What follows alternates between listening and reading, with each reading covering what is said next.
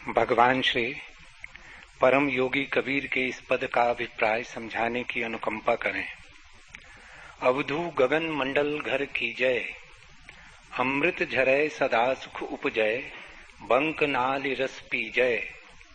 मूल बांधि सर गगन समाना, सुखमन यों तन लागी। काम क्रोध दो भया पलीता, तहां जोगणी जागी। मनवा जाय दरीबे बैठा, मगन भया रसी लागा।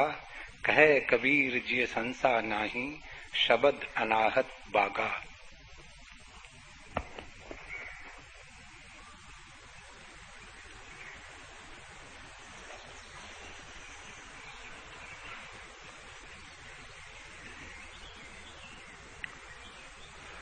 मैं देखता हूं तुम्हारे भीतर कोई बड़ा पहाड़ तुम्हारे और सत्य के बीच नहीं खड़ा है। धुएं की पतली लकीर है,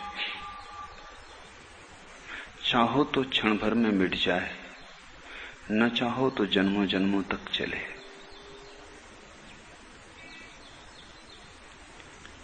तुम्हारे और तुम्हारे स्वरूप के बीच में विचार की पतली सी दीवार के अतिरिक्त और कुछ भी नहीं। और विचार तो पानी के बुलबुले हैं, उनके न होने में कितना फर्क है।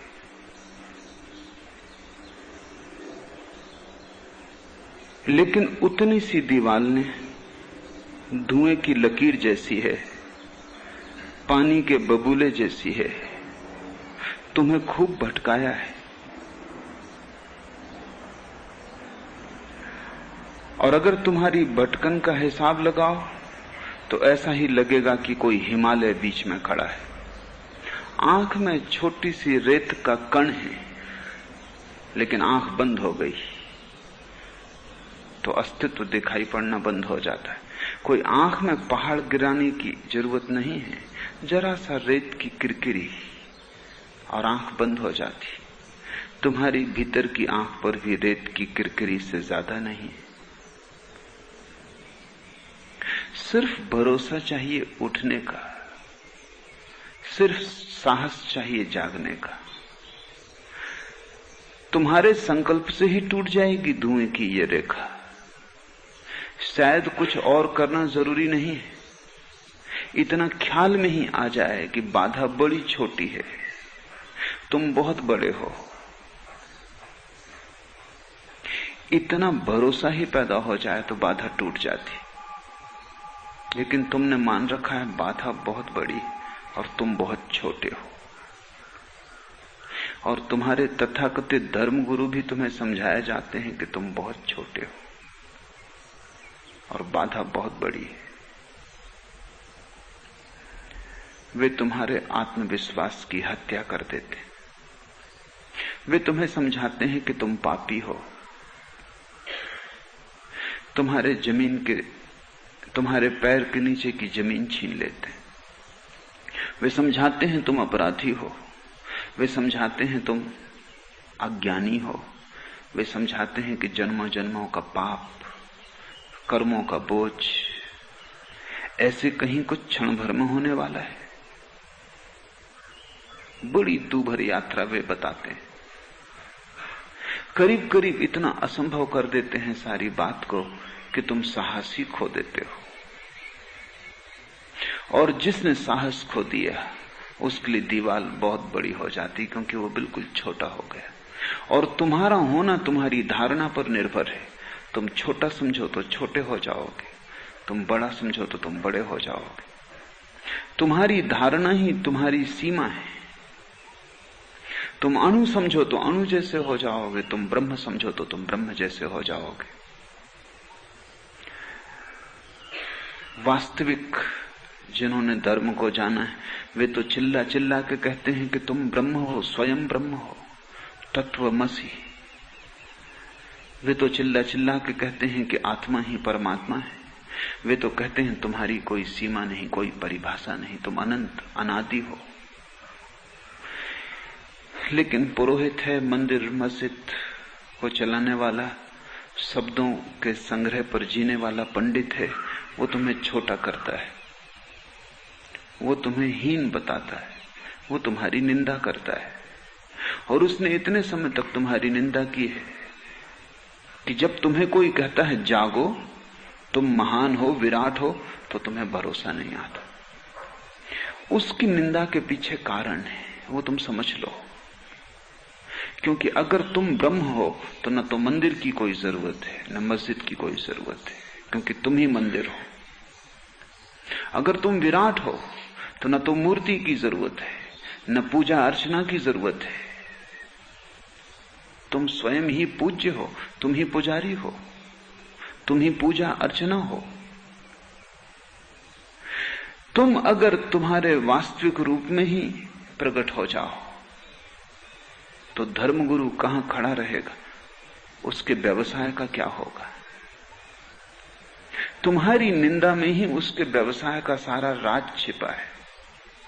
तुम पापी हो तो पंडित की जरूरत है, तुम पापी हो तो पुरोहित की जरूरत है, तुम पापी हो तो तुम्हारे बीच और परमात्मा के बीच मध्यस्थों की जरूरत है। अगर तुम स्वयं ब्रह्म हो तो कौन मध्यस्थ चाहिए? बीच के दलाल अर्थहीन हो जाते। इसलिए समस्त संप्रदाय तुम्हारी निंदा पर जीते हैं। पहले वे तुम्हें अपराधी घोषित करते हैं, महापापी घोषित करते हैं। पहले तुम्हारे भीतर के प्राणों को संकुचित करते हैं, और जब तुम इतने संकुचित हो जाते हो कि तुम त्राही त्राही कर उठते हो और मांगते हो कि मार्ग दो, राह दो, तब वे तुम्हें विधियां बताना शुरू करते हैं। पहले वे तुम्हारी बीमारी पैदा करते हैं, फिर तुम्हें औषधि देते हैं। बीमारी झूठी है, इसलिए औषधि सच्ची नहीं हो सकती। बीमारी ही बुनियाद में नहीं है, इसलिए उपाय सब व्यर्थ है। ये बोध कैसे आए? तुम कैसे जागो? तुम क्या करो कि जागरण हो जाए? ये पहली बात ख्याल में ले लेनी जरूरी है। दीवाल ना के बराबर है, बड़ी झीनी है, जिससे घूंघट पड़ा हो नववधू के आंखों पर और उसे कुछ दिखाई ना पड़ता हो, जरा सरका ले और सब दिखाई पड़ना शुरू हो जाए। लेकिन तुमने मान रखा है कि बहुत कठिन है, तुमने स्वीकार ही कर लिया है, और तुम्हारे स्वीकार के पीछे भी कारण है। पुजारी, पंडित, पुरोहित के पीछे कारण है, क्योंकि वो तुम्हें ब्रह्म घोषित करे तो वो व्यर्थ हो जाता है, उसका कोई उपयोग नहीं रह जाता, वो तुम्हारी निंदा पर जिएगा। तुम्हारे पीछे भी मानने का कारण है। तुम्हारे मानने का कारण क्या होगा? तुम अपने चारों तरफ जो भी देखते हो, अपने ही जैसे लोग देखते हो।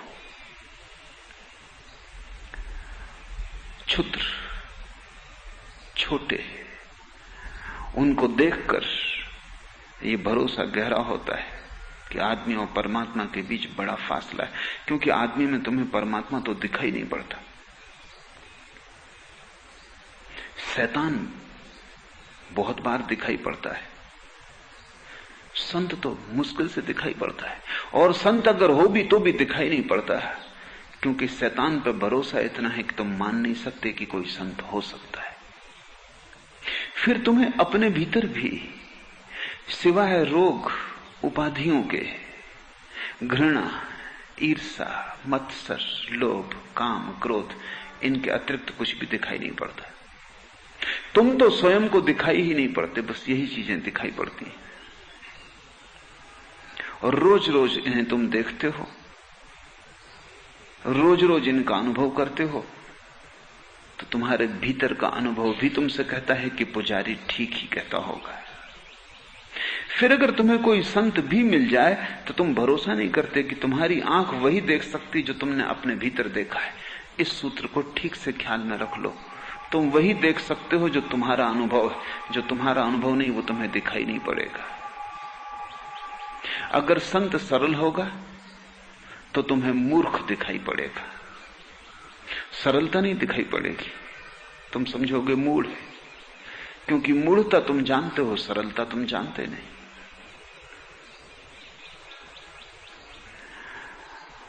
अगर संत तुम्हें मिलेगा और मौन बैठा होगा, शांत होगा, तो तुम समझोगे कि आलसी है, काहिल है, सुस्त है, क्योंकि तुमने उसी को जाना है अपने भीतर। जब तुम खाली बैठे होते हो तब तुम काहिल होते हो, सुस्त होते हो, आलसी होते हो, तामसी होते हो। तो संत अगर तुम्हें मिलेगा खाली बैठा कुछ ना करता, तो तुम समझोगे अकर्मण्य है। तुम्हारी भाषा तो तुम्हारी ही रहेगी, उसका मौन तो तुम्हें दिखाई ना पड़ेगा। मौन तो तुमने जाना ही नहीं, तुम तो सदा ही शब्दों से भरे रहे हो।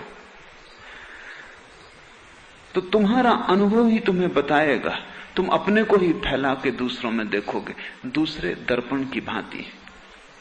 बहुत वर्ष हुए, मैं पहली बार ही बंबई आया था, और एक गुजराती के ख्याति नाम लेखक बड़े सुसंस्कृत संभ्रांत परिवार से आते हैं, गहरे रूप से सुशिक्षित व्यक्ति हैं, संस्कारशील हैं। वो मेरे विचारों से प्रभावित थे, तो मुझे भोजन कराने एक होटल में ले गए। मुझे पता नहीं था कि उनकी आंखें कमजोर हैं और वो बिना चश्मे के नहीं देख सकते, निकट की चीजें पढ़ नहीं सकते। चश्मा वो घर भूल आए थे। टेबल पर पड़े मेनू को उठा के वो थोड़ी देर देखते रहे, मुझे कुछ पता नहीं। और मुझे शायद उन्होंने इसलिए नहीं कहा कि न बताना चाहते होंगे कि उनकी आंखें इतनी कमजोर हैं कि बिना चश्मे के देख नहीं सकते। मैं समझा कि वो पढ़ रहे हैं। तभी बैरा आया पानी लेकर, और उन्होंने उस बैरे से कहा कि जरा इस मेनू को पढ़ दो। उस बैरे ने उनकी तरफ देखा और कहा, भाई हम भी तुम्हारी माफक पढ़ेला नहीं।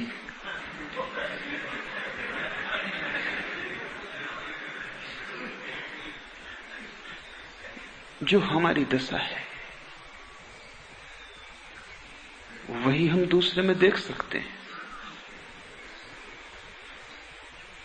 दूसरे की दशा तो दिखाई नहीं पड़ सकती, उसके देखने का उपाय ही नहीं।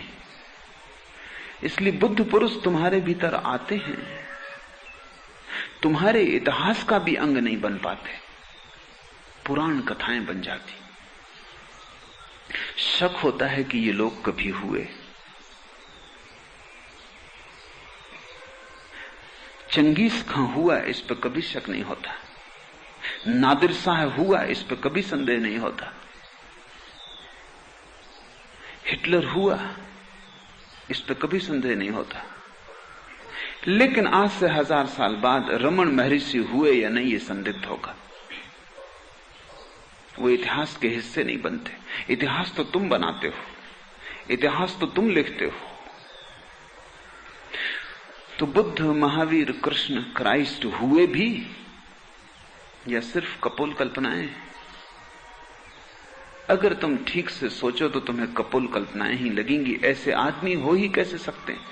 क्योंकि आदमी की परिभाषा तो तुम हो।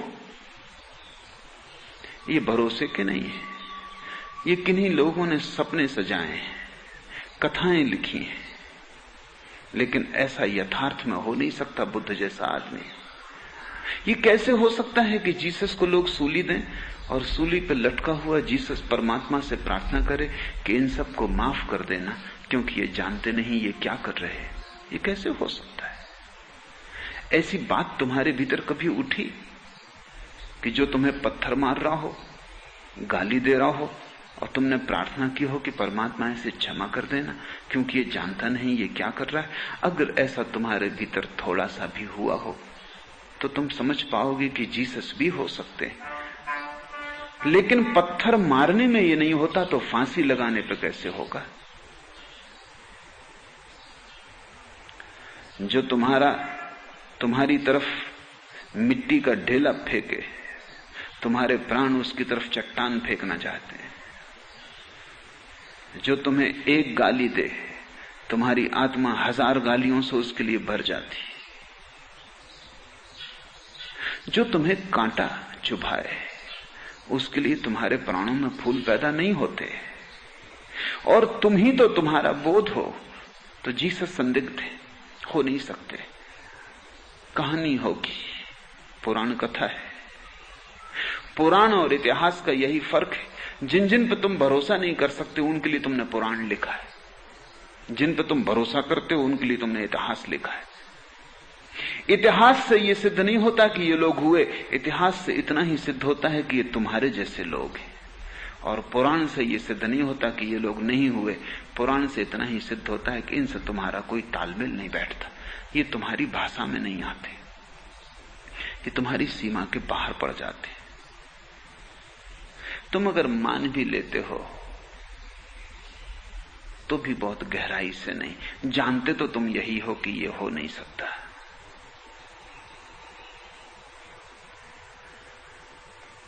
इसलिए जब कोई ज्ञानी तुमसे कहता है तुम परमात्मा हो, तो तुम कैसे भरोसा करो? तुम्हें शैतान दिखाई पड़ता है, परमात्मा दिखाई नहीं पड़ता। और जब कोई ज्ञानी मंसूर जैसा घोषणा कर देता है मैं स्वयं परमात्मा हूं, तब तो तुम क्रोध से भर जाते हो कि यह आदमी तो अब संस्कार की सीमा के भी बाहर जा रहा है। यहां तक भी तुम माफ कर सकते थे कि तुमसे कहता कि तुम परमात्मा हो, लेकिन यह आदमी कह रहा है कि मैं परमात्मा हूं, अब तुम माफ नहीं कर सकते। जब मंसूर या उपनिषद के ऋषि कहते हैं कि मैं परमात्मा हूं, तो तुम्हें लगता है, जानते हो तुम गहरे में कि आदमी अहंकारी है, क्योंकि तुम अहंकार को ही जानते हो। और ये तो हद दर्जे का अहंकार है। तुमने भी अहंकार की घोषणाएं की हैं कि मुझसे सुंदर कोई भी नहीं, कि मुझसे शक्तिशाली कोई भी नहीं, कि मुझसे ज्यादा समझदार कोई भी नहीं। लेकिन एक आदमी घोषणा कर रहा है कि मैं परमात्मा हूं, तुम्हारे सब अहंकार 2 कौड़ी के मालूम पड़ते हैं। इसने तो आखिरी घोषणा कर दी, इतनी हिम्मत तो तुम भी ना जुटा पाए। तो यह आदमी तो महा अहंकारी होना ही चाहिए। जब जीसस ने कहा कि मैं परमात्मा का पुत्र हूं, तो स्वभावतः कठिनाई हुई। मंसूर को तो मार डाला मुसलमानों ने, क्योंकि इसने कुफ्र की बात कह दी कि मैं परमात्मा हूं, अनल हक। वो वही कह रहा था जो ब्रह्म के ऋषि उपनिषद के ऋषियों ने कहा अहम ब्रह्मास्मि, जरा भी भेद न था। ज्ञानी को तुम न समझ पाओगे, तो तुम्हें 2 काम करने जरूरी हैं। तुम्हें पुरोहित से मुक्त होना है और तुम्हें स्वयं से भी मुक्त होना है। पुरोहित से मुक्त होना इतना कठिन नहीं, स्वयं से मुक्त होना बहुत कठिन है। वो दोनों एक ही सिक्के के 2 पहलू हैं। तुम्हें संप्रदाय से मुक्त होना है क्योंकि वो तुम्हारा शोषण कर रहा है, और तुम्हें स्वयं से मुक्त होना है क्योंकि वो तुम्हें संप्रदाय के द्वारा शोषित किए जाने योग्य बना रहा है। वो एक ही सिक्के के 2 पहलू हैं। कहां से शुरू करोगे? अगर तुम संप्रदाय से मुक्त होने की कोशिश करो और स्वयं से मुक्त न हो पाओ, तो तुम एक संप्रदाय से मुक्त न हो पाओगे कि दूसरे में उलझ जाओगे, क्योंकि मूल बीज तो भीतर कायम रहेंगे, वो नई शाखाएं भेज देंगे। तो हिंदू ईसाई हो जाता है, ईसाई हिंदू हो जाता है, जैन बौद्ध हो जाते हैं, बौद्ध जैन हो जाते हैं, कोई फर्क नहीं पड़ता। बीमारियों के नाम बदल जाते। इससे क्या फर्क पड़ता है कि तुम बीमारी को क्षय रोग कहते हो कि ट्यूबरकुलोसिस? इससे क्या फर्क पड़ता है? बीमारी के नाम से कहीं कुछ भेद होता है? तुम बीमारी का नाम मुसलमान कहो कि हिंदू कहो कि जैन कहो, कोई फर्क नहीं पड़ता। सारी बीमारियां बुनियादी रूप से तुम्हारे इस बोध पर निर्भर हैं कि तुम शैतान हो, और यही सबसे बड़ी अधार्मिक अवस्था है चित्त की।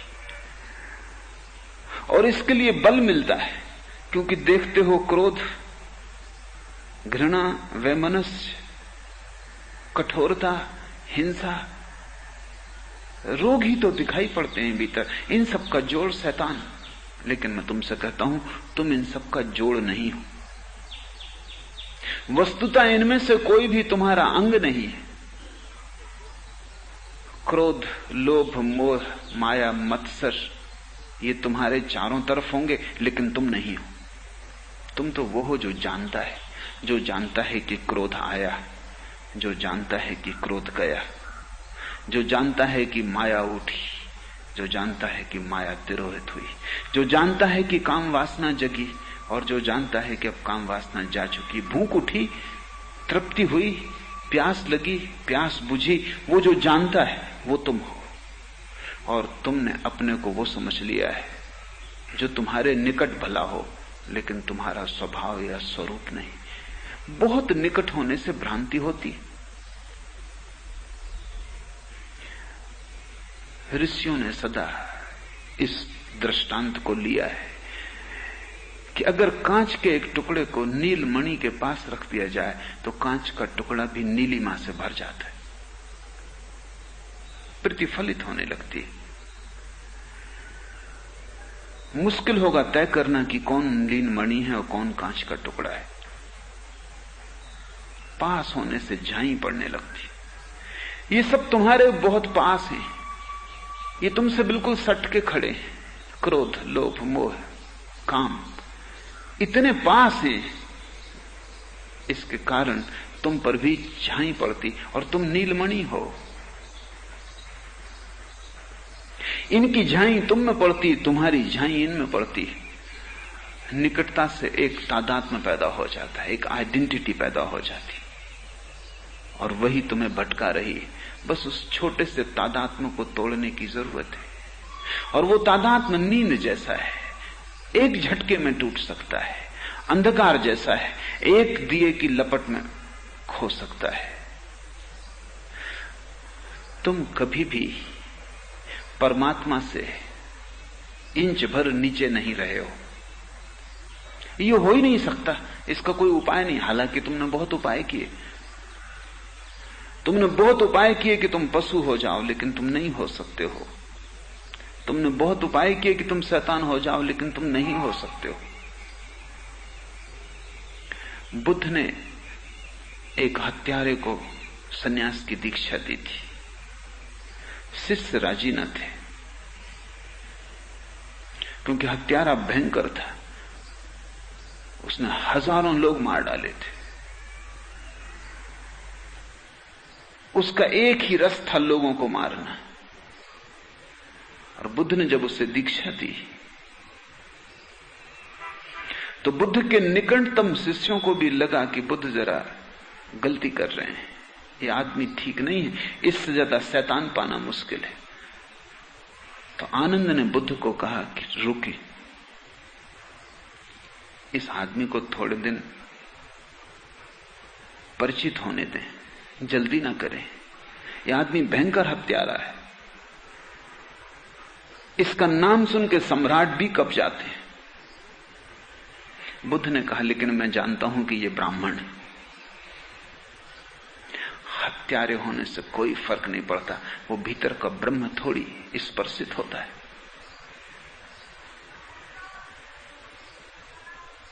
वो तो सदा शुद्ध है, इसने क्या किया वो तो सपना है, ये क्या है वो सत्य है।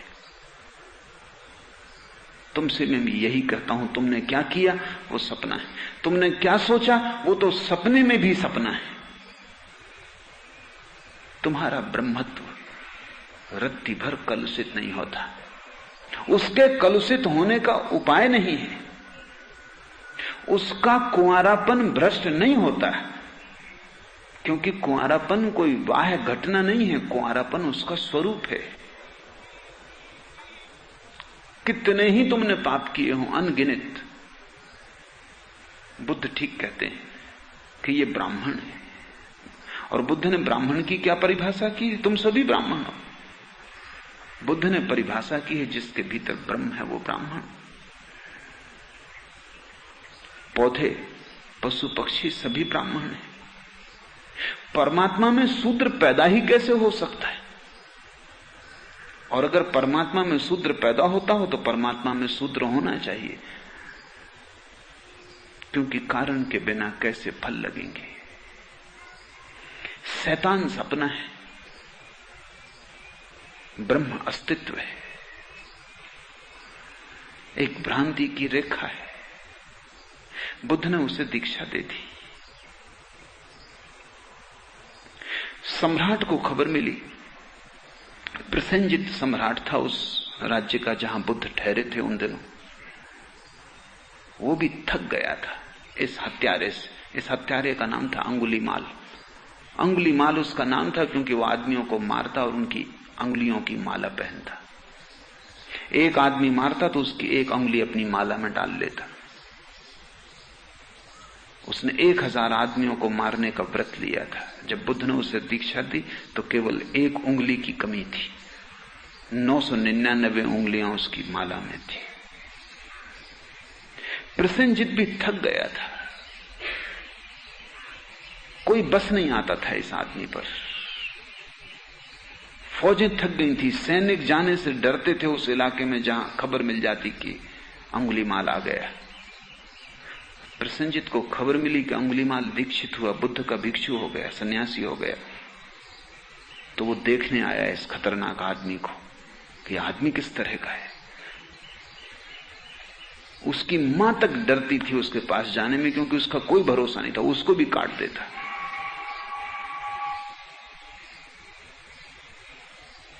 प्रसेनजित जब आया तो उसने चारों तरफ नजर डाली, वहां तो हजारों भिक्षु थे। वो पहचान भी न पाया, और वो पहचान भी न पाता है क्योंकि अंगुलीमाल ठीक बुद्ध के पास बैठा था। उसने कहा कि मैंने सुना है कि अंगुलीमाल ने दीक्षा ली और सन्यासी हुआ। भरोसा तो नहीं आता कि यह आदमी और सन्यासी होगा। मैं उसके दर्शन करना चाहता हूं, वो है कहां? बुद्ध ने कहा तुम उससे अब पहचान न पाओगे। फिर भी प्रसेनजित ने कहा कि मैं उसे जानना चाहता हूं। उसे पता ही नहीं कि अंगुलीमाल बगल में बैठा सुन रहा है। बुद्ध ने कहा तो अगर तुम जानना ही चाहते हो तो ये जो मेरे निकट बैठा हुआ भिक्षु ये अंगुलीमाल है। ऐसा नाम सुनते प्रसेनजित के हाथ पैर कब गए, इतने पास झपट पड़े, गर्दन काट दे, क्या पता है इस आदमी का कोई भरोसा। कथा है कि प्रसेनजित के हाथ पैर कब गए, पसीना आ गया, और उसने कहा यही वो आदमी है। पर बुद्ध ने कहा घबराओ मत, अब इसने अपने ब्राह्मणत्व को पुनः उपलब्ध कर लिया है। वो सपना टूट गया। दूसरे दिन सारे नगर में खबर फैल गई, अंगुलीमाल भिक्षा के लिए गांव में गया। तो लोगों ने द्वार दरवाजे बंद कर लिए, भयभीत लोग अपनी छतों पर चढ़ गए और लोगों ने पत्थर मारने शुरू किए छतों से अंगुलीमाल को। अंगुलीमाल ढेर होकर राह पर गिर पड़ा, सब तरफ से लहूलुहान।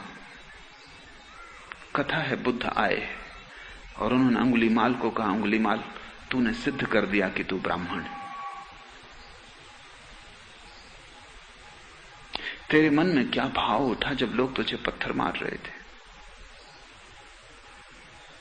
अंगुलीमाल ने कहा जब से तुमने कहा कि जो तूने किया वो सब सपना है, तब से दूसरे भी जो करते हैं वो भी सब सपना है। जिसे तुमने जीवन समझा है, जब तुम उसे सपना समझने लगोगे तभी तुम्हें उसका पता चलेगा जो सत्य है और अभी सपना हो गया है। दृष्टि के बदलने की बात है।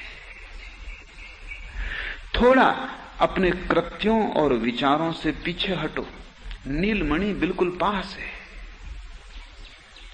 हटने की प्रक्रिया भी सीधी साफ है, कोई जटिलता नहीं है। साक्षी में रमो, देखने वाले में रमो। जो दिखाई पड़ता है वो पराया है, विजाती है, बाहर है। तुम दृष्टा हो, दृश्य में मत उलझो, उसमें ही ठहरो जो देख रहा है, जो दृष्टा है, साक्षी है। एक क्षण को भी तुम ठहर जाओ दृष्टा में, रूपांतरण घटित हो जाता है, क्रांति हो जाती है। और एक ही क्रांति है, दृश्य से दृष्टा पर लौट जाना, बस एक ही क्रांति है। और फासला ना के बराबर है, एक कदम दृश्य से हटना है और दृश्य में ठहर जाना है। मुझे तुम सुन रहे हो, मुझे तुम देख रहे हो, तुम्हारा ध्यान मैं जो कह रहा हूं उस पर लगा है। इस ध्यान को जरा सा लौटाना है और उस पर लगाना है जो सुन रहा है। तुम मुझे देख रहे हो, तुम्हारा ध्यान मेरी आकृति पर लगा है। इस ध्यान को जरा सा हटाना है और उस पर ले जाना है जो देख रहा है। रत्ती भर का फासला है, धुएं की पतली लकीर है, झीना सा घूंघट है। इसलिए तो कबीर कहते हैं, घूंघट के पट खोल तो है पिया मिलेंगे। जरा सा घूंघट हटाना है, बस घूंघट की ओट में छिपे हैं पिया। ये कबीर के वचन बड़े महत्वपूर्ण हैं। अवधू गगन मंडल घर कीजे, इसे समझ लें, ये आकाश से फैला हुआ है। इस आकाश में सब कुछ है। इसी आकाश में पृथ्वियां बनती हैं और लीन होती, सूरज निर्मित होते हैं और विसर्जित होते हैं, चांद तारे जन्मते हैं और खो जाते हैं। सारी सृष्टि आकाश में बनती है और मिटती है, लेकिन आकाश न कभी बनता और न कभी मिटता। सब दृश्य उठते हैं आकाश में, सब रंग देखता है आकाश, लेकिन किसी दृश्य से रंगता नहीं। इंद्रधनुष भी बनते हैं, बादल भी उठते हैं, बिजलियां भी चमकती हैं, लेकिन आकाश अछूता रह जाता है। बिजली के चमक जाने के बाद कोई काली लकीर, जली हुई रेखा नहीं छूट जाती आकाश पर। बादल आते हैं, चले जाते हैं, आकाश जैसा था वैसा ही निर्मल बना रहता है। बादल हो तो न हो तो, ये सारी सृष्टि खो जाए, ये सब वृक्ष पौधे पशु पक्षी लीन हो जाएं, होता है प्रलय में वैसा, सब बीज में समा जाता है। आकाश भर शेष रह जाता है, आकाश सदा शेष रहता है। आकाश में सब घटता है, फिर भी आकाश को कुछ भी नहीं घटता है। इसलिए आकाश साक्षी का प्रतीक है। सब कुछ साक्षी के सामने घटता है, लेकिन साक्षी में कुछ नहीं घटता। दृश्य उठते हैं, मिटते हैं, नाटक बनता है, बिखरता है। तुम जाते हो फिल्म देखने, घड़ी भर को भूल ही जाते हो अपने को, खाली पर्दे पर धूप छाया का खेल चलता है, लीन हो जाते हो। याद इतनी ही रह जाती है कि क्या पर्दे पे चल रहा है, अपनी याद नहीं रह जाती। दृश्य सब कुछ हो जाते। यहां तक कि लोग पर्दे को जानते हैं, जब आए थे तो खाली था, क्षण भर बाद भूल जाते। ये भी भली भांति उन्हें पता है कि सिर्फ धूप छाया की माया है, कुछ है नहीं वहां, लेकिन किसी की हत्या की जा रही है और तुम्हें रोमांच हो आता है। कोई दीन दुखी पीड़ित मर रहा है और तुम्हारी आंखें अश्रुओं से भर जाती।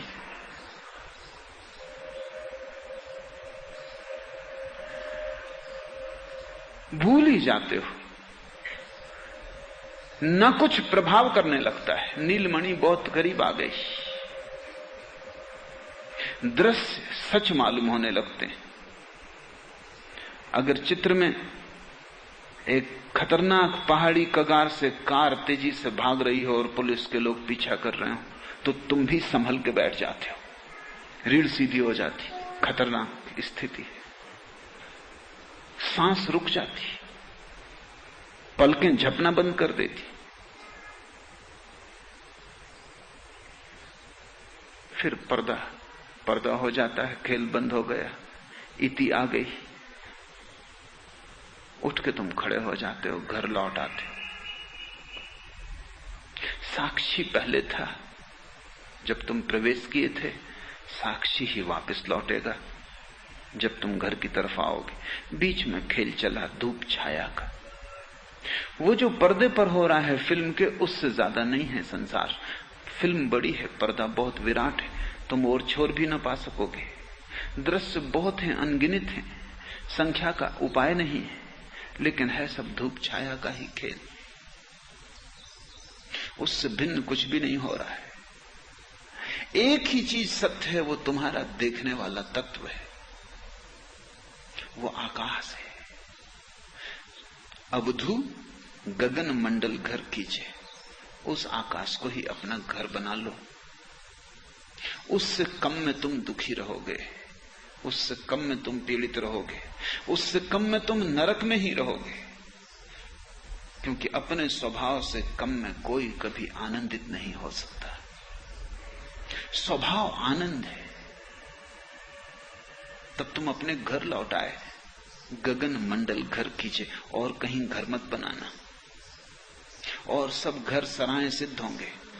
रात भर का पड़ाव हो सकता है, सुबह उठ के चल पड़ना पड़ेगा। और किसी संबंध को घर मत बनाना, पत्नी हो, पति हो, बेटे हो, बेटियां हो, मित्र हो, सब क्षण भर का मिलना है। राह पर चलते यात्रियों का अचानक हो गया संयोग, नदी नाव संयोग, फिर छूट जाएगा। अनंत की यात्रा में बहुत बार न मालूम कितने घर तुमने बनाए, उनका हिसाब लगाना मुश्किल है। न मालूम कितने प्रेम के संबंध स्थापित किए, उनकी संख्या नहीं है। कितने रोए, कितने हंसे, लेकिन सब पानी के बबूलों की तरह खो गए। सब खो जाता है, सिर्फ एक ही बचता है। उस एक को ही कबीर कहते हैं, अवधू उस एक को ही घर बना, गगन मंडल घर कीजिए। और गगन कैसा है? शून्य है।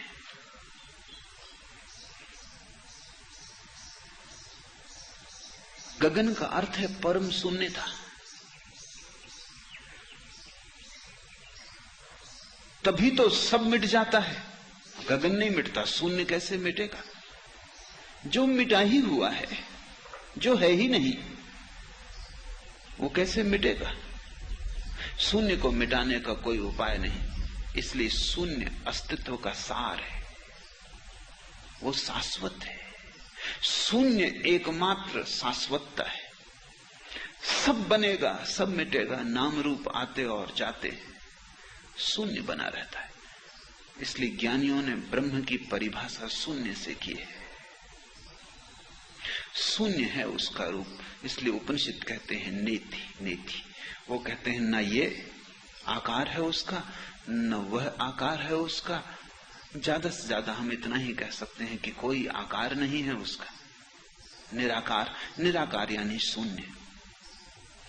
बुद्ध ने तो परमात्मा शब्द का उपयोग ही नहीं किया, क्योंकि उससे तुम्हें भ्रांति होती है।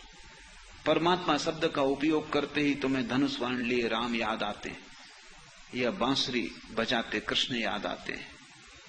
परमात्मा का नाम लेते ही कहीं तुम्हारे मन में रूप बनने लगता है, आकार घना होने लगता है।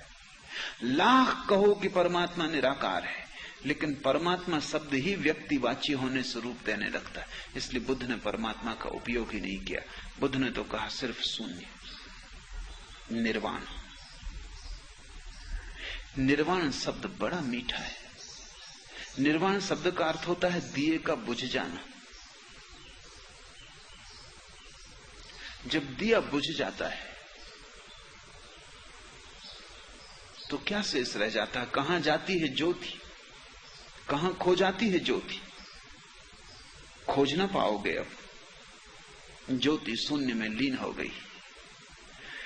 तुम्हारा दिया जिस दिन बुझ जाएगा, तुम्हारे दिए का अर्थ है भ्रांति का दिया, तुम्हारे दिए का अर्थ है अहंकार का दिया, तुम्हारे दिए का अर्थ है अंधकार का दिया। जिस दिन बुझ जाएगा उस दिन शून्य शेष रह जाता है पीछे। इस शून्यता का ही नाम आकाश है।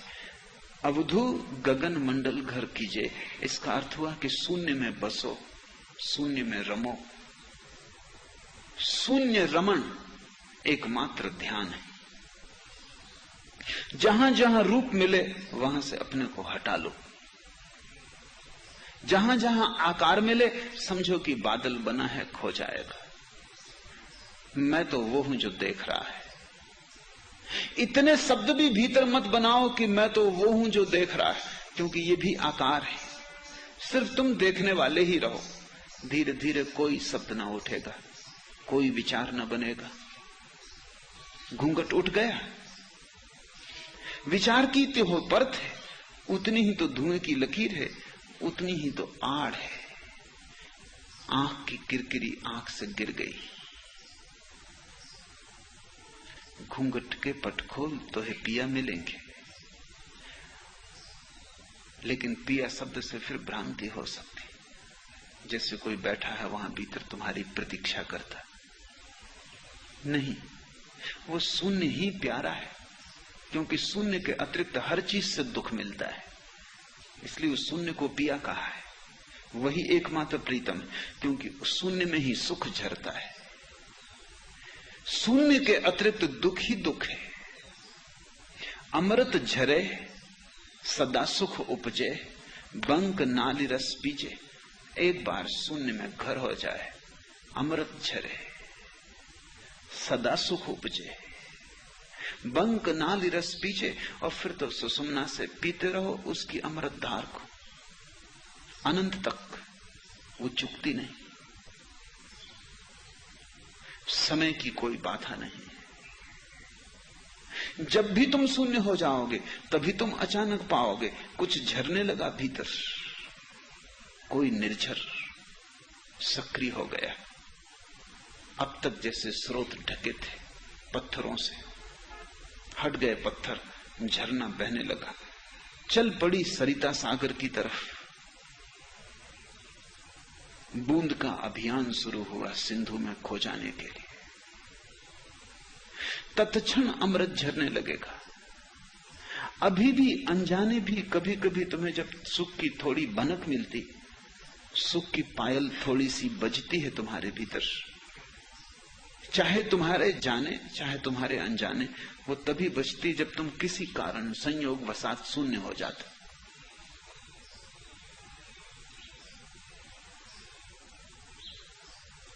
सुबह तुम खड़े हो, सूरज उगा और धक, तुम्हारा हृदय क्षण भर को रुक गया उस सौंदर्य को देखकर। क्षण भर को विचार की श्रृंखला टूट गई, क्षण भर को विचार न रहे, जरा सी संधि मिल गई शून्य को, झर गया रस। कहोगे तुम सूरज को देखने से सुख मिला, वो तुम्हारी भ्रांति है। फिर तुम भूल गए, तुम मूल कारण को न समझ पाए। सूरज के कारण सुख न मिला, सूरज के कारण संयोग बना। सूरज निमित्त हुआ कि क्षण भर को तुम रुक गए, अवाक रह गए।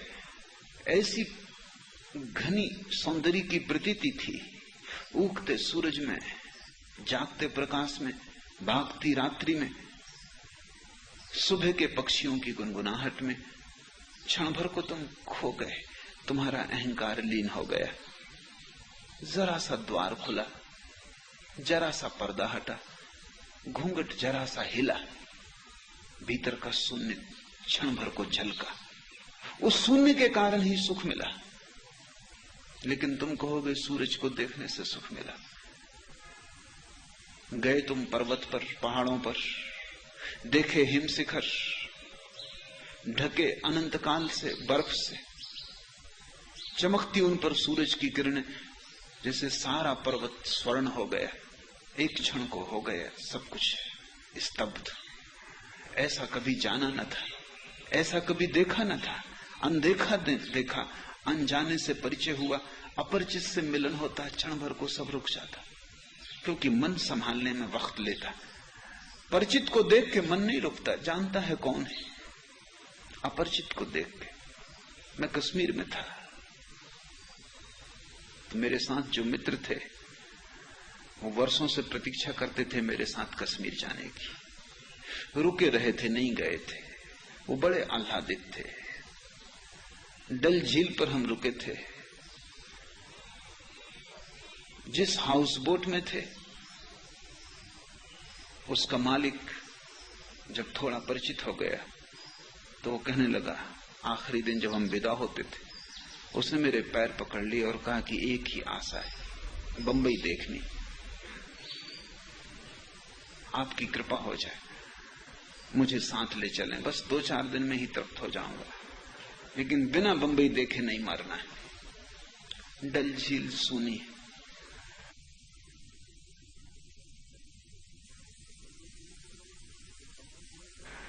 बंबई के मित्र मेरे साथ थे, वो बंबई से आए थे डल झील देखने।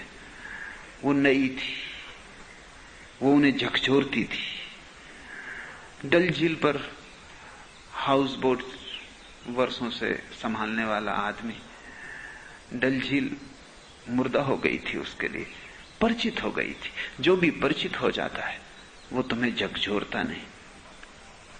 इसलिए तो जिस स्त्री पे तुम पहले दिन मोहित होते हो, उस दिन लगता है स्वर्ग वर्षा। उसी को विवाह के घर ले आते हो, नरक घर आ जाता है, स्वर्ग पता नहीं कहां खो जाता है। अपरिचित में ठिठक है, अवाक हो जाता आदमी। नए को देखकर तुम्हारा पुराना मन हिसाब नहीं लगा पाता, इसलिए रुक जाता है। उसे कभी जाना नहीं था, पहली दफा जाना है। अगली बार जब जानोगे तो मन के पास हिसाब होगा कि वही है, पहले देखा था। दोबारा डल झील देखोगे, कुछ खास ना रह जाएगा। तीसरी बार देखोगे ही नहीं, मन कहेगा सब देखा हुआ है, परिचित है। अपरिचित क्षणों में कभी कभी शून्य झांकता है। इसलिए कोई भी अपरिचित क्षण सुख की वर्षा कर जाता है, लेकिन अनजान में पकड़े जाना चाहिए। कभी संगीत को सुनकर धुन बंध जाती है। धुन ऐसी बंध जाती है कि विचार रुक जाते, क्योंकि विचार अगर रहेंगे तो धुन ना बंधेगी।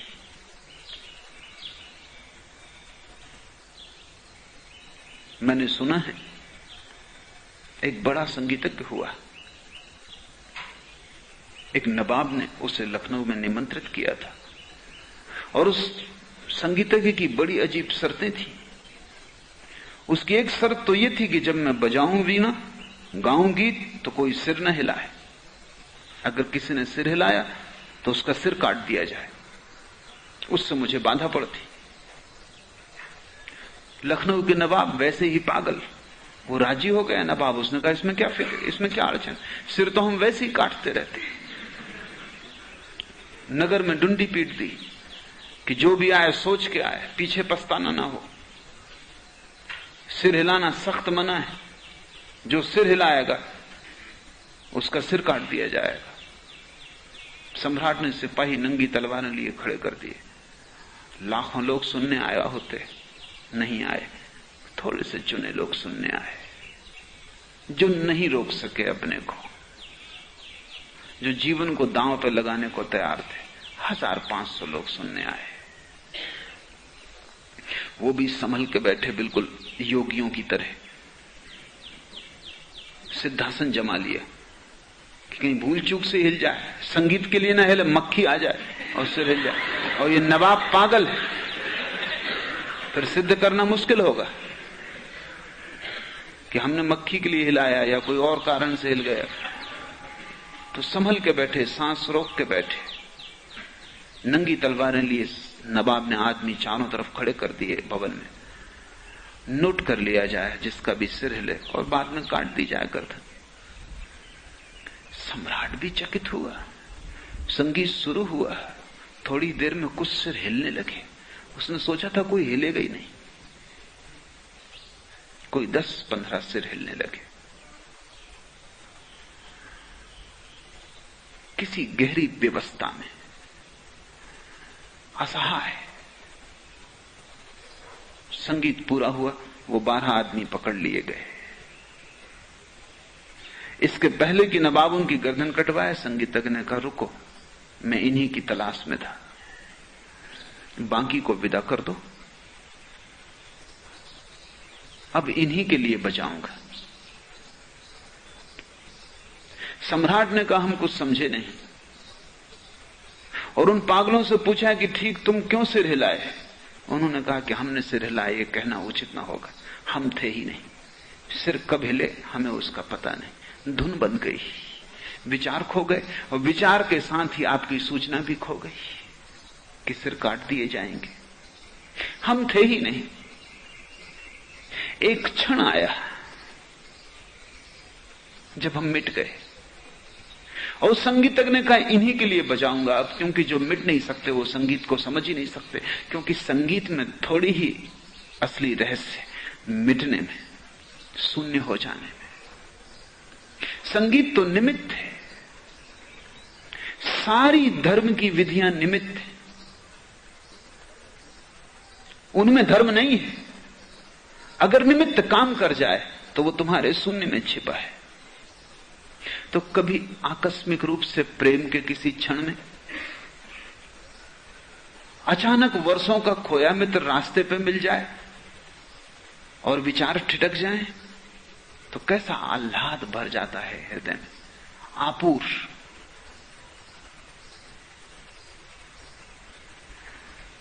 चाहे आकस्मिक, चाहे नियोजन से, लेकिन जब भी तुम्हारे भीतर जरा सा झरोखा खुलता है और शून्य झांकता है, तभी अमृत की धार शुरू हो जाती। इसलिए मैं कहता हूं संभोग के क्षण में भी कभी अमृत की धार शुरू हो जाती, क्योंकि संभोग एक इलेक्ट्रिक शॉक है, सारे शरीर संस्थान को एक भयंकर धक्का है। वो धक्का अगर इतना हो कि तुम उस धक्के में क्षण भर को खो जाओ, तो संभोग भी समाधि की झलक ले आता है।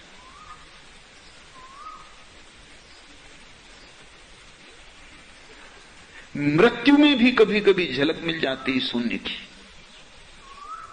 जैसे कि तुम पहाड़ से गिर पड़ो, गिरते ही तुम तो मान ही लिए कि मर गए। जैसे ही तुमने मान लिया कि मर गए, विचार बंद हो जाते, क्योंकि विचार तो जीवन का गोरख धंधा है। जब मर ही गए तो अब क्या विचार करने का समय रहा? किसके लिए विचार करना है? व्यापार ही टूट जाता है, संबंध ही छूट गया है संसार से। संसार से संबंध था विचार का। पहाड़ से तुम गिर गए, तुमने मान लिया कि मर गए। क्षण भर की देर है कि नीचे दिखाई पड़ रही चट्टानें, टकराए और गए। उस एक क्षण में अगर तुम बच जाओ, ऐसा कई बार हुआ है कि कुछ लोग पहाड़ों से गिर गए और बच गए संयोगवशात, तो उन्होंने कहा हमने अपने जीवन का सबसे बड़ा सुख जाना, क्योंकि उस क्षण में, एक ही क्षण है छोटा सा, पहाड़ से गिरने में और खाई में आने में देर कितनी, लेकिन उस एक क्षण में विचार बंद हो गए, शून्य का झरोखा खुल गया, अमृत बरसा। मृत्यु में भी अमृत बरस सकता है, संगीत में भी, संभोग में भी, आकस्मिक सौंदर्य में, आकस्मिक घटना में। लेकिन कभी भी आनंद की अनुभूति हो, कारण कुछ भी हो, दिखाई पड़ते हो, मूल कारण एक ही होता है कि शून्य की प्रतीति होती। जो ये समझ जाता है वो फिर संयोगों की फिक्र नहीं करता, वो सीधे शून्य की तलाश करता है। वो क्यों पहाड़ से गिरने जाएगा? वो तो बैठे बैठे शून्य में डूब सकता है। एक बार ये समझ में आ गया कि शून्य से ही आती है रसधार, तो फिर छोटे छोटे निमित्तों की कौन फिक्र करता है? फिर सीधा ही डूब जाता है शून्य में। वही तो योग है। इसलिए मैं कहता हूं योग समस्त भोगियों का सार है। ये तुम्हें कठिन लगेगा, लेकिन भोगियों ने जो कण कण मात्र जाना है, कभी कभी जिसकी झलक पाई है, वर्षों जिसके लिए तड़फे हैं, और कभी छोटी सी रत्ती भर जिसका स्वाद पाया है, भोगियों के समस्त भोग अनुभव का सार योग है। तब योगियों ने जांच परख कर ली और पूरा विज्ञान निर्मित कर लिया कि असली बात शून्य है, और शून्य में तो सीधे जाया जा सकता है। ये वाया मीडिया, ये माध्यम, इनकी कोई भी जरूरत नहीं, इनमें व्यर्थ ही समय जाया करना पड़ता है। इसलिए योगी सीधे शून्य की तलाश करने लगे। अवधू गगन मंडल घर कीजे, अमृत झरे सदा सुख उपजे। सदा वही असली सुख की परिभाषा है, जो कभी कभी वो सुख नहीं, जो कभी कभी वो शांति नहीं, जो कभी कभी वो तो रोग है, उसमें एक तरह का ज्वर होगा। तुम देखो लोगों को तुम सुख में भी उत्तेजित पाओगे। उत्तेजना ज्वर है, उत्तेजना सुखद नहीं है। इसलिए अक्सर ऐसा होता है किसी को लॉटरी मिल गई, वो मर गए, इतने उत्तेजित हो गए सुख में। लॉटरी के लिए वर्षों से राह देख रहे थे, वो मिल गई। सोचा ना था कभी कि मिलेगी, कामना करते थे कि मिल जाए, लेकिन जानते तो थे कि मिलने वाली नहीं, ये अपने भाग्य में नहीं, लेकिन मिल गई। संभाल ना सके सुख को, इतनी उत्तेजना हो गई कि हृदय ने धड़कना ही बंद कर दिया। विचार ही बंद होते तो ठीक था, हृदय भी बंद हो गया, खून की गति बढ़ गई, ब्लड प्रेशर हो गया कि नसें फट गई। सुख मार डालता है।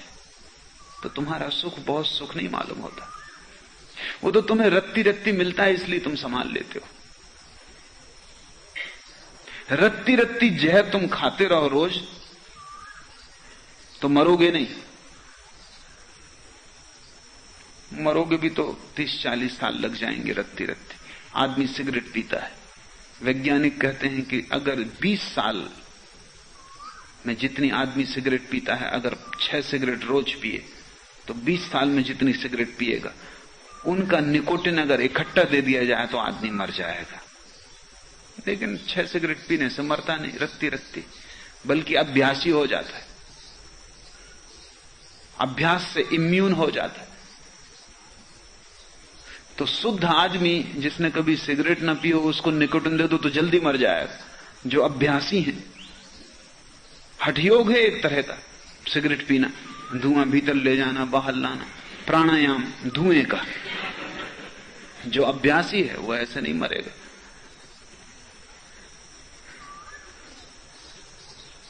तुम्हारा सुख रत्ती रत्ती जहर है और तुम्हारे हर सुख के पीछे दुख छिपा है। तुम्हारा हर सुख दुख अपने साथ ही लाता है। देर अबेर सुख जाएगा, दुख प्रकट होगा। तुम्हारा सुख सदा नहीं है। जो सुख सदा है उसी को हमने आनंद कहा है। सदा सुख उपजे। दो सुखों के बीच में जब दुख नहीं रह जाता तब सदा सुख उपजता है। तब तो तुम्हें पता ही नहीं चलता कि सुख कब आया। आना पता चलता है एक बार, फिर जाने का तो पता ही नहीं होता। धीरे धीरे ऐसी अवस्था हो जाती सदा सुखी की कि उसे यह भी पता नहीं चलता कि वो सुखी है। तुम अगर बुद्ध से पूछो कि क्या आप सुखी हैं, तो ये नहीं कह सकते कि मैं सुखी हूं, क्योंकि मैं सुखी हूं ये तो उसी का बोध है जो दुखी भी होता है। जैसे सदा स्वस्थ रहने वाले आदमी को पता ही नहीं चलेगा कि मैं स्वस्थ हूं, ये तो बीमार को पता चलता है। सदा जो स्वस्थ है उसे स्वास्थ्य का भी पता नहीं चलता है। सदा सुखी आदमी को सुख का भी पता नहीं चलता। इसलिए तो बुद्ध नाचते हुए दिखाई नहीं पड़ते। सुख इतना सदा है कि अब उसके लिए नाचना क्या। वो तो स्वास्थ्य जैसा है, बह ही रहा है, वो तो स्वभाव में है, वो तो बरस ही रहा है। उसके लिए नाचना क्या, उसके लिए हंसना क्या, उसके लिए शोरगुल क्या मचाना कि मैं सुखी हूं।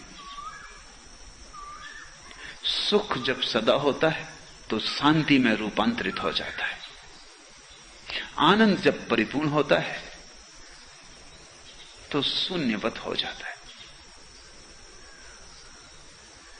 पूरा घड़ा जैसे भर जाए और आवाज नहीं करता, ऐसे ही पूरा सुख जब हो जाता है तो कोई आवाज नहीं करता। अमृत झरे सदा सुख उपजे, बंग नाली रस पीजे, और पीते जाओ उसके रस को जितना पीना हो।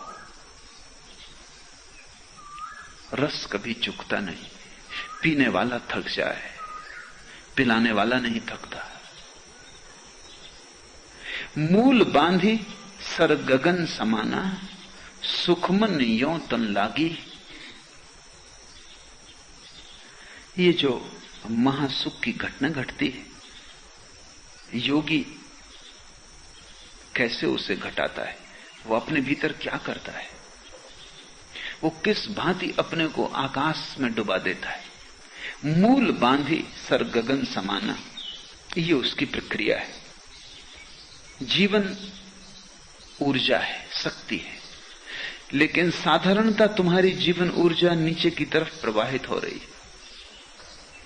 इसलिए तुम्हारी सब जीवन ऊर्जा अंततः काम वासना बन जाती। काम वासना तुम्हारा निम्नतम चक्र है। तुम्हारी ऊर्जा नीचे गिर रही है और सारी ऊर्जा धीरे धीरे काम केंद्र पर इकट्ठी हो जाती, इसलिए तुम्हारी सारी शक्ति काम वासना बन जाती। जितने तुम शक्तिशाली होगे उतनी प्रगाढ़ काम वासना तुम में पैदा होगी। इसलिए तो साधु डर जाते हैं, तो भोजन कम करते हैं, क्योंकि न भोजन लेंगे न शक्ति पैदा होगी, न शक्ति पैदा होगी न काम वासना उठेगी। साधु अपने को सुखाने में लग जाते हैं। साधु धीरे धीरे ऐसी कोशिश करते हैं कि इतना ही भोजन लें जितने से रोज दैनिक शरीर का काम चल जाए, ऊर्जा बचे ना। मगर ये कोई साधुता हुई? ये तो नपुंसकता हुई, ये कोई साधना हुई। शक्ति न बचे तो तुम्हारे ब्रह्मचर्य का क्या अर्थ, क्या मूल है? कोई सार्थकता नहीं। निर्बल के ब्रह्मचर्य का क्या अर्थ है? लाखों लोग निर्बलता को ब्रह्मचर्य समझ लेते, रुग्णता को स्वास्थ्य समझ लेते, शरीर को गला लेते हैं, ऊर्जा पैदा नहीं होती, इसलिए काम केंद्र सूख जाता है। तो वो सोचते हैं कि हम सिद्धावस्था को उपलब्ध हो गए। उन्हें ठीक से भोजन दो, एक सप्ताह के भीतर उनकी काम ऊर्जा फिर प्रवाहित होने लगेगी, फिर वासना जगने लगेगी। ये कोई छुटकारा ना हुआ, ये तो धोखा हुआ, ये आत्म प्रवंचना है। कबीर जैसे ज्ञानी ऐसी साधुता को दो कौड़ी का भी नहीं मानते। साधुता का अर्थ ऊर्जा को समाप्त करना नहीं है, ऊर्जा को रूपांतरित करना है। ऊर्जा को नष्ट करना, सुखाना नहीं है, ऊर्जा की दिशा बदलनी। वो जो नीचे की तरफ बहती वो ऊपर की तरफ बहने लगे। अधोगामी शक्ति ऊर्ध्व गमन की तरफ निकल जाए। जो अभी जमीन की तरफ बहती है वो आकाश की तरफ उठने लगे। जो अभी पानी की तरह है वो अग्नि की तरह हो जाए। पानी नीचे की तरफ बहता है, अग्नि सदा ऊपर की तरफ जाती है। जिस दिन तुम्हारी ऊर्जा आग्नेय हो जाएगी, उसी दिन एक अनूठे ब्रह्मचर्य का जन्म होगा, जो निर्बलता से नहीं वरन परम वीरी से पैदा होती। मूल बांधी, वो जो मूलाधार चक्र है, जहां से ऊर्जा काम ऊर्जा बनती है, उसे बांध लेना है,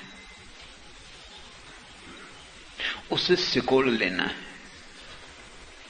इसलिए योग ने, पतंजल ने, हठ योग ने बहुत सी प्रक्रियाएं खोजी हैं मूल को बांधने की। मूल जब बंध जाए तो ऊर्जा अपने आप ऊपर उठने लगती है, क्योंकि नीचे का द्वार बंद हो जाता, द्वार अवरुद्ध हो जाता। एक छोटा सा प्रयोग, जब भी तुम्हारे मन में काम वासना उठे तो करो, तो धीरे धीरे तुम्हें राह साफ हो जाएगी। जब भी तुम्हें लगे कि काम वासना मन को पकड़ रही है, तब डरो मत, शांत होकर बैठ जाओ, जोर से श्वास को बाहर फेंको, उच्छ्वास, भीतर मत लो श्वास को, क्योंकि जैसा ही तुम भीतर गहरी श्वास को लोगे, भीतर जाती श्वास काम ऊर्जा को नीचे की तरफ धकाती है। जब तुम्हें काम वासना पकड़े तब एक्सहेल करो, बाहर फेंको श्वास को, नाभि को भीतर खींचो, पेट को भीतर लो और श्वास को बाहर फेंको, जितनी फेंक सको। धीरे धीरे अभ्यास होने पर तुम संपूर्ण रूप से श्वास को बाहर फेंकने में सफल हो जाओगे। जब सारी श्वास बाहर फेंक जाती है तो तुम्हारा पेट और नाभि वैक्यूम हो जाते हैं, शून्य हो जाते हैं। और जहां कहीं शून्य हो जाता है वहीं आसपास की ऊर्जा शून्य की तरफ प्रवाहित होने लगती। शून्य खींचता है, क्योंकि प्रकृति शून्य को बर्दाश्त नहीं करती, शून्य को भरती है। तुम नदी में पानी भर लेते हो घड़े में, तुमने घड़ा भर के उठाया नहीं कि गड्ढा हो जाता है पानी में। घड़े से तुमने पानी भर लिया, उतना गड्ढा हो गया, चारों तरफ से पानी दौड़ के उस गड्ढे को भर देता है। तुम्हारी नाभि के पास शून्य हो जाए तो मूलाधार से ऊर्जा तत्क्षण नाभि की तरफ उठ जाती और तुम्हें बड़ा रस मिलेगा। जब तुम पहली दफा अनुभव करोगे कि एक गहन ऊर्जा बाण की तरह आके नाभि में उठ गई, तुम पाओगे सारा तन मन एक गहन स्वास्थ्य से भर गया, एक ताजगी। ये ताजगी वैसी ही होगी, ठीक वैसा ही अनुभव तुम्हें होगा ताजगी का, जैसा संभोग के बाद उदासी का होता है। जिससे ऊर्जा के स्खलन के बाद एक शिथिलता पकड़ लेती है, एक रुग्ण दशा, एक विषाद, एक हारापन, एक थकान। तुम सो जाना चाहते हो। बहुत से लोग संभोग का उपयोग केवल नींद के लिए ही करते, क्योंकि थक जाते। पश्चिम में डॉक्टर तो लोगों को सलाह देते हैं जिनको नींद नहीं आती कि संभोग उनके लिए उचित है। संभोग कर लोगे, थक जाओगे, टूट जाओगे, नींद अपने आप आ जाएगी। लेकिन वो नींद कोई स्वस्थ नींद नहीं है, वो थकान की नींद है, वो विश्राम नहीं है, थकान है। थकान और विश्राम में बड़ा फर्क है। विश्राम में ऊर्जा पूरी आराम करती, थकान में ऊर्जा नहीं होती, हारे थके टूटे हुए तुम पड़ जाते हो। संभोग के बाद जैसे विषाद का अनुभव होगा, वैसे ही अगर ऊर्जा नाभि की तरफ उठ जाए तो तुम्हें हर्ष का अनुभव होगा, एक प्रफुल्लता घेर लेगी। ऊर्जा का रूपांतरण शुरू हुआ। तुम ज्यादा शक्तिशाली, ज्यादा सौमनस्यपूर्ण, ज्यादा उत्फुल्ल, सक्रिय, अनथके, विश्रामपूर्ण मालूम पड़ोगे, जैसे गहरी नींद के बाद उठे हो, ताजगी आ गई है। इसलिए जो लोग भी मूल आधार से शक्ति को सक्रिय कर लेते हैं, उनकी नींद कम हो जाती, जरूरत नहीं रह जाती। वे थोड़े घंटे सो के भी उतने ही ताजे हो जाते, फिर तो 2 घंटे भी सो के उतने ही ताजे हो जाते जितने ताजे तुम 8 घंटे सो के नहीं हो पाते। क्योंकि तुम्हारे शरीर को तो ऊर्जा को पैदा करना पड़ता है, निर्मित करना पड़ता है, भरना पड़ता है। और बड़ा पागलपन है, रोज शरीर भरता है, रोज तुम उसे उलीचते हो। यूं ही उम्र तमाम होती है। रोज भोजन लो, शरीर को ऊर्जा से भरो, फिर उसे उलीचो और फेंक दो। ऊर्जा का ऊर्ध्वगमन बड़ा अनूठा अनुभव है। और पहला अनुभव होता है मूलाधार से नाभि की तरफ जब संक्रमण होता है। यह मूल बंध की सहजतम प्रक्रिया है कि तुम श्वास को बाहर फेंक दो, नाभि शून्य हो जाएगी, ऊर्जा उठेगी नाभि की तरफ, मूल बंध का द्वार अपने आप बंद हो जाएगा।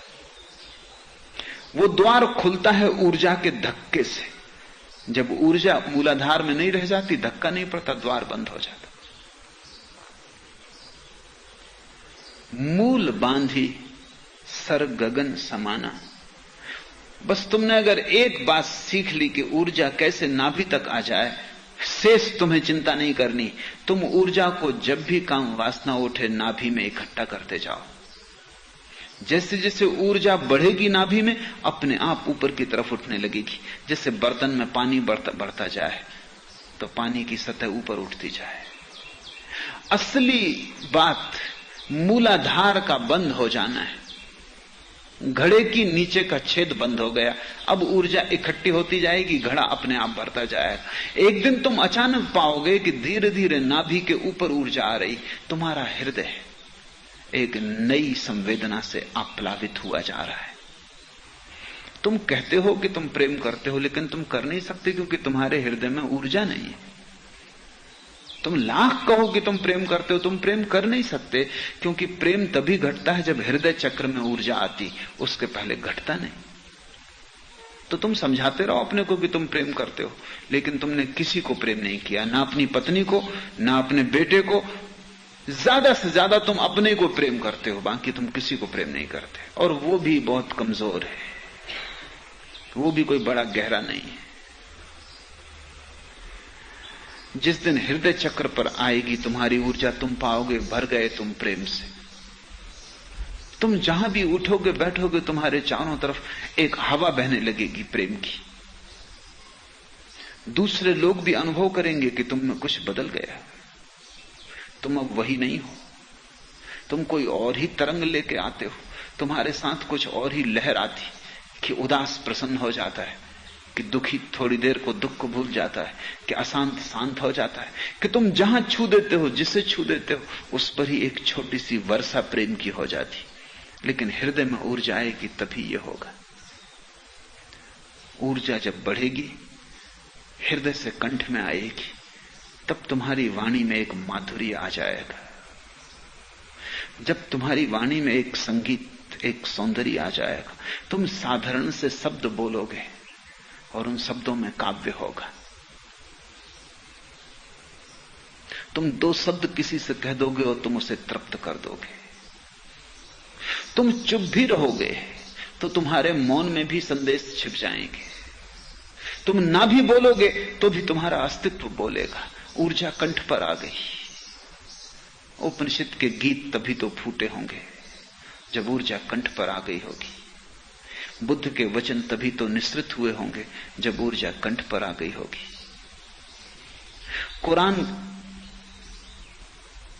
के वचन साधारण वचन है, लेकिन जब मोहम्मद ने उन्हें कहा था तब उन वचनों में कुछ बात ही और थी।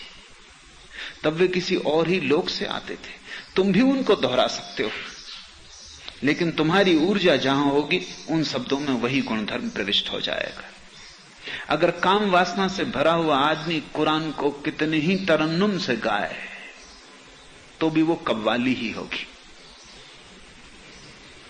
वो कुरान हो नहीं सकता, क्योंकि कुरान का संबंध शब्दों से थोड़ी है, तुम्हारी जीवन ऊर्जा से है। और अगर मोहम्मद कव्वाली भी गाएं तो वो कुरान हो जाएगा। उन शब्दों में भी नए भाव आविर्भूत हो जाएंगे, नई कौपलें लग जाएंगी, नए फूल लग जाएंगे। कृष्ण ने गीता कही, वो कंठ से आई ऊर्जा का की अभिव्यक्ति है, अभिव्यंजना है। कितने लोग गीता को कंठस्थ किए और कितने लोग रोज उसका पाठ करते रहते, कितने हजारों पाठ कर चुके। लेकिन अगर काम ऊर्जा मूलाधार से गिर रही है तो गीता तुम गाते रहो, वो गीता तुम्हारी ही होगी, भगवत गीता नहीं हो सकती। भगवत गीता होने के लिए तो चेतना का भागवत हो जाना जरूरी है। ऊर्जा ऊपर उठती जाती, एक घड़ी आती कि तुम्हारे तीसरे नेत्र पर ऊर्जा का आविर्भाव होता है। तब तुम्हें पहली दफा दिखाई पड़ना शुरू होता है। तुम अंधे नहीं होते, उसके पहले तुम अंधे हो, क्योंकि उसके पहले तुम्हें सिर्फ आकार दिखाई पड़ते हैं, निराकार नहीं दिखाई पड़ता, और वही असली में है। सब आकारों में छिपा है निराकार। आकार तो मूलाधार में बंधी हुई ऊर्जा के कारण दिखाई पड़ते, अन्यथा कोई आकार नहीं। तुम कहां समाप्त होते हो, कहां तुम्हारी सीमा है, कहां तुम शुरू होते हो? न कोई कहीं शुरू होता है, न कोई कहीं समाप्त होता है। सारा जगत संयुक्त है। तुम झाड़ों से जुड़े हो, पहाड़ों से जुड़े हो, चांद तारों से जुड़े हो। छोटा सा मकड़ी का जाला हिलाओ और अनंत आकाश के तारे भी कप जाते हैं, क्योंकि सारा अस्तित्व एक है। इसमें दो तो है नहीं कहीं, लेकिन तुम्हें अनेक दिखाई पड़ता है। अंधे हो, मूलाधार अंधा चक्र है। इसलिए तो हम काम वासना को अंधी कहते। वो अंधी है, उसके पास आंख बिल्कुल नहीं है। आंख तो खुलती है तुम्हारी असली आंख, जब तीसरे नेत्र पर ऊर्जा आके प्रकट होती, जब लहरें तीसरे नेत्र को छूने लगती, तीसरे नेत्र के किनारे पर जब तुम्हारी ऊर्जा की लहरें आके टकराने लगती, पहली दफा तुम्हारे भीतर दर्शन की क्षमता जगती। इसलिए हमने इस देश में विचार की प्रक्रिया को फिलॉसफी नहीं कहा, हमने विचार की प्रक्रिया को दर्शन कहा। फिलॉसफी पश्चिम में दर्शन शास्त्र का नाम है, हमने वो नाम पसंद ना किया, क्योंकि फिलॉसफी तो पैदा हो जाती है मूलाधार में ऊर्जा हो तब भी, लेकिन दर्शन पैदा नहीं होता। और मूलाधार में भटके हुए अंधे कितना ही सोचें, उनके सोचने का क्या मूल्य हो सकता है? वो सोच के भी क्या सोच पाएंगे?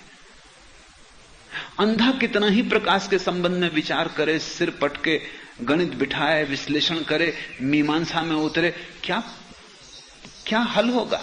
अंधा जो भी कहेगा प्रकाश के संबंध में गलत होगा। अंधे को तो अंधेरा भी दिखाई नहीं पड़ता, प्रकाश तो बहुत दूर की बात है। तुम शायद सोचते होगे कि अंधे को अंधेरा दिखाई पड़ता है, तो तुम गलती में हो। अंधेरा देखने के लिए भी आंख चाहिए, अंधेरा भी आंख का ही अनुभव है। तुम आंख बंद करते हो, तुमको अंधेरा दिखाई पड़ता है, क्योंकि आंख खोल के तुमको प्रकाश का अनुभव है। अंधे को तो अंधेरा भी दिखाई नहीं पड़ सकता।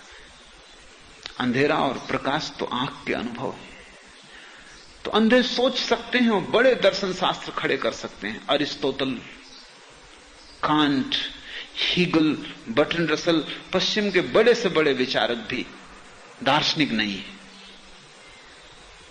दर्शन एक अनूठी प्रक्रिया है जिसका संबंध विचार से नहीं, ऊर्जा से है। कपिल, कणाद, बुद्ध, महावीर, शंकर, नागार्जुन दार्शनिक हैं, विचारक नहीं है। क्योंकि दार्शनिक होने का अर्थ है जिसकी ऊर्जा की लहरें तृतीय नेत्र के तट से टकराने लगी, अब इसको दिखाई पड़ता है।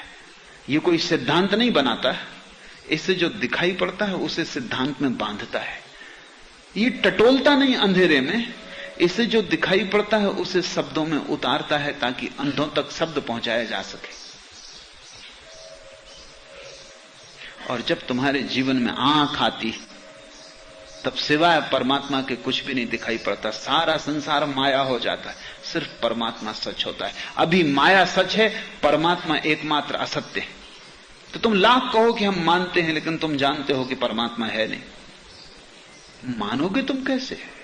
जिससे जाना नहीं उसे मानोगे कैसे? जिससे देखा नहीं उसे तुम मानोगे कैसे? भीतर तो संदेह बना ही रहता है।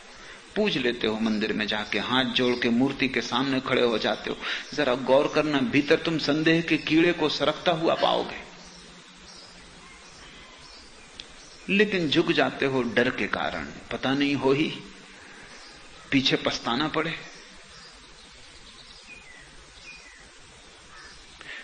मुल्ला नसरुद्दीन का एक मित्र मर रहा था। मित्र एक मौलवी था, पंडित था बड़ा, लेकिन मरते वक्त उसे भी कठिनाई होने लगी, क्योंकि पंडित मृत्यु में तो साथ देता नहीं, वो डरा। अब तक तो कहता रहा कि ईश्वर है, ये है, वो है, सब सिद्धांत, लेकिन अब उसे समझ में ना आए कि क्या करे, मौत करीब आ गई, क्षण भर की देरी है, क्या होगा क्या ना होगा। किसी ने कहा कि तुम मुल्ला नसरुद्दीन को क्यों नहीं बुला लेते, वो बड़ा ज्ञानी है, मरता क्या ना करता, डूबते तिनके का सहारा ले लेते हैं। हो चलो बुला लो। नसरुद्दीन को संदेह तो था, भरोसा तो था नहीं, लेकिन कोई हर्जा नहीं। नसरुद्दीन आया और उसने कहा ठीक, तुम प्रार्थना करो कि हे परमात्मा, हे शैतान, मुझे संभाल। उसने कहा यह किस प्रकार की प्रार्थना है? हे पर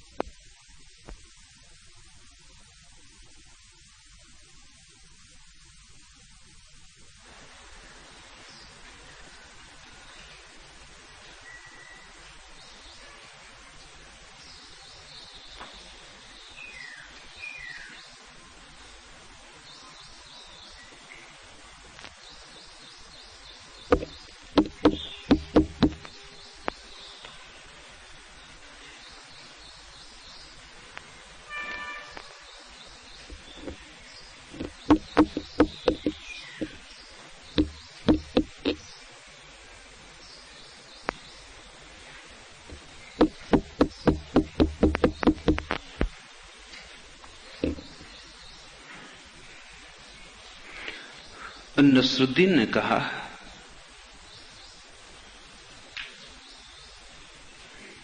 कि मरते वक्त खतरा लेना उचित नहीं। पता नहीं परमात्मा हो या ना हो, और पता नहीं शैतान ही हो।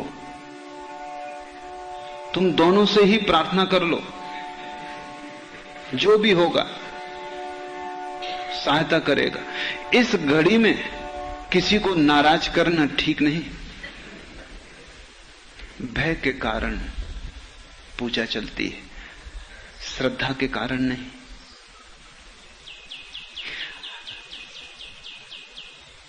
परमात्मा पर भरोसा तो तभी आता है जब ऊर्जा तीसरे नेत्र में प्रवेश करती है,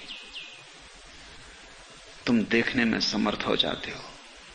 तब तक परमात्मा एक झूठ है और माया सत्य है। फिर सारी चीज बदल जाती है। परमात्मा सत्य हो जाता है, संसार झूठ हो जाता है। दर्शन की क्षमता विचार की क्षमता का नाम नहीं है। दर्शन की क्षमता देखने की क्षमता है, वो साक्षात्कार है। जब बुद्ध कुछ कहते हैं तो देखकर कहते हैं, वो उनका अपना अनुभव है। अननुभूत शब्दों का क्या अर्थ है? केवल अनुभूत शब्दों में सार्थकता होती। मैंने सुना है एक छोटे से गांव में मैं ठहरा हुआ था और शहर से एक डॉक्टर आया था गांव के ग्रामीणों को समझाने के लिए परिवार नियोजन के संबंध में। तो जिस घर में मैं ठहरा था उस घर के सामने के ही आंगन में ग्रामीण इकट्ठे हुए थे और डॉक्टर समझा रहा था। मैं भी बैठा सुन रहा था। परिवार नियोजन के संबंध में सब बातें उसने समझाई। एक ग्रामीण ने खड़े होकर पूछा कि आप विवाहित हैं? उस डॉक्टर ने कहा कि नहीं, मैं अविवाहित हूं। वो ग्रामीण हंसने लगा और भी हंसने लगे दूसरे ग्रामीण। तो उस डॉक्टर ने पूछा मामला क्या है? तो उस ग्रामीण ने कहा बंदर क्या जाने अदरक का स्वाद।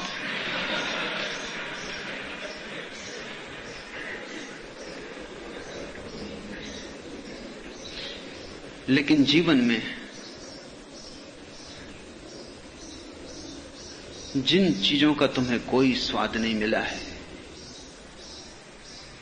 उनको भी तुमने मान रखा है, और मानते मानते तुम्हें लगता है कि तुम्हें स्वाद भी मिल गया है। गुड़ कभी चखा नहीं, गुड़ शब्द सुना है। परमात्मा कभी चखा नहीं, परमात्मा शब्द सुना है। जल कभी पिया नहीं, जल शब्द सुना है। परमात्मा कभी पिया नहीं, परमात्मा शब्द सुना है। ऊर्जा जब तीसरी आंख पर प्रवेश करती तो अनुभव शुरू होता है, और ऐसे व्यक्ति के वचनों में तर्क का बल नहीं होता, सत्य का बल होता है। ऐसे व्यक्ति के वचनों में एक प्रामाणिकता होती है जो वचनों के भीतर से आती है, किन्हीं बाह्य प्रमाणों के आधार पर नहीं। ऐसे व्यक्ति के वचन को ही हम शास्त्र कहते हैं। ऐसे व्यक्ति के वचन वेद बन जाते हैं। जिसने जाना है, जिसने जिया है, जिसने परमात्मा को चखा है, पिया है, जिसने परमात्मा को पचाया है, जो परमात्मा के साथ एक हो गया है, फिर ऊर्जा और ऊपर जाती है, सहस्त्रार को छूती है। मूल बांधी सर गगन समाना, सर यानी सहस्त्रार। पहला सबसे नीचा केंद्र चक्र है मूल बंध, मूलाधार, और सबसे अंतिम चक्र है सहस्त्रार। उसे हम सहस्त्रार कहते हैं आखिरी चक्र को, क्योंकि वो ऐसा है जैसे सहस्त्र पखड़ियों वाला कमल हो। बड़ा सुंदर है, और जब खिलता है तो भीतर ऐसी ही प्रतीति होती है जैसे पूरा व्यक्तित्व तो सहस्त्र पखड़ियों वाला कमल हो गया, पूरा व्यक्तित्व तो खिल गया। जब ऊर्जा टकराती है सहस्त्रार से तो उसकी पखड़ियां खिलनी शुरू हो जाती। सहस्त्रार के खिलते ही व्यक्तित्व से आनंद का झरना बहने लगता है। मीरा उसी क्षण नाचने लगती है। पद घुंघरू बांध मीरा नाची। उसी क्षण चैतन्य महाप्रभु पागलों की तरह उन्मत्त होकर नाचने लगते हैं। मूल बांधी सर गगन समाना सुखमन यों तन लागी। बड़ी अनूठी बात है ये, सुखमन यों तन लागी। ऐसा सुख पैदा होता है कि आत्मा तो नाचती ही है, आत्मा तो नाचेगी ही, लेकिन नाच इतना गहन हो जाता है कि शरीर तक उस नाच में नाचने लगता है, शरीर तक आनंदित हो जाता है, जो कि जड़ है। कबीर ये कह रहे हैं कि उस क्षण में चेतना तो नाचती ही है, उसमें कुछ कहना नहीं, लेकिन जड़ शरीर तक चेतना के साथ चैतन्य जैसा होकर नाचने लगता है। चेतना तो प्रसन्न होती है, रोआ रोआ शरीर का आनंदित हो उठता है। आनंद की लहर ऐसी बहती है कि मुर्दा भी, शरीर तो मुर्दा है, वो भी नाचने लगता है। तुम अभी शरीर के साथ बंधे बंधे खुद मुर्दा हो गए हो, तब धारा उल्टी बहती है। तुम्हारी चैतन्य की क्षमता के साथ मुर्दा शरीर भी नाचने लगता है। जो तुमने सुना है कि उसकी कृपा से अंधे देखने लगते हैं, लंगड़े चलने लगते हैं, गूंगे बोलने लगते हैं, उसका तुम मतलब न समझे होगे। उसका यही मतलब है। उस घड़ी में जो आदमी सदा का गूंगा रहा हो वो भी बोल उठेगा। इतनी बड़ी घटना घटती, ऐसा उत्सव घटता है कि जो आदमी सदा का बहरा रहा हो वो भी सुनने लगेगा। सारा तन जाग उठता है, सारी नींद टूट जाती है। आत्मा की ही नहीं, जड़ शरीर तक में कंपन सुनाई पड़ते हैं। संगीत वहां तक गुंजायमान होता है, प्रतिध्वनि वहां भी सुनाई पड़ने लगती है। मूल बांधी सर गगन समाना सुखमन यों तन लागी। काम क्रोध दो भय पलीता, जहां तहां जोगण जागी। और ऐसी घड़ी में काम और क्रोध जैसे कि कोई बम लगा देता है, उसमें पलीता लगाता है। पलीते में आग लगती तो थोड़ी देर में बम फूट जाता है। काम क्रोध दो भय पलीता, तहां जोगण जागी। और उस आनंद की घड़ी में कहां काम कहां क्रोध। अब तक जिनको शत्रुओं की तरह जाना था वो मित्र सिद्ध होते हैं। काम क्रोध दोनों ही उस परम विस्फोट में पलीता बन जाते हैं।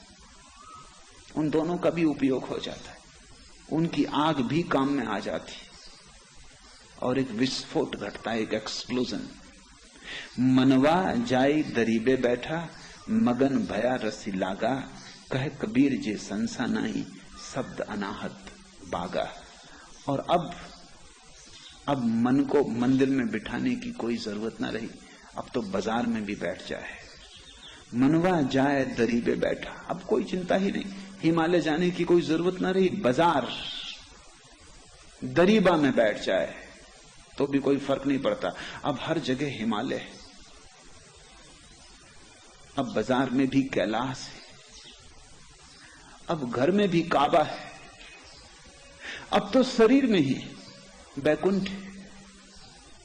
मनवा जाए दरीबा बैठा, मगन भया रसी लागा। और मन भी ऐसा मगन हो गया और रस से ऐसा संबंध जुड़ गया कि अब मन भी संदेह नहीं करता। मन जिसका स्वभाव संदेह है,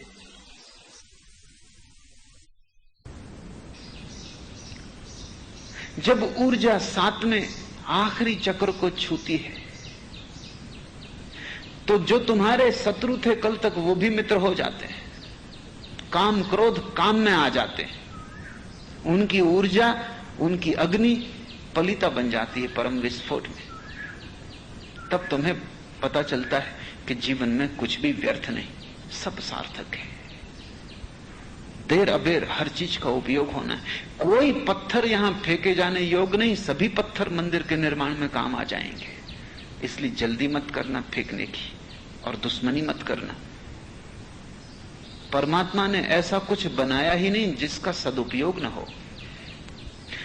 यह हो सकता है आज तुम्हें कोई उपयोग न सूझे, और आज तुम जिस पत्थर को फेंक दो कल तुम पछताओ, और कल तुम्हें पीछे जाके पता चले कि वही पत्थर तो मंदिर की मूर्ति बनने को था, या वही पत्थर मंदिर का शिखर बनने को था।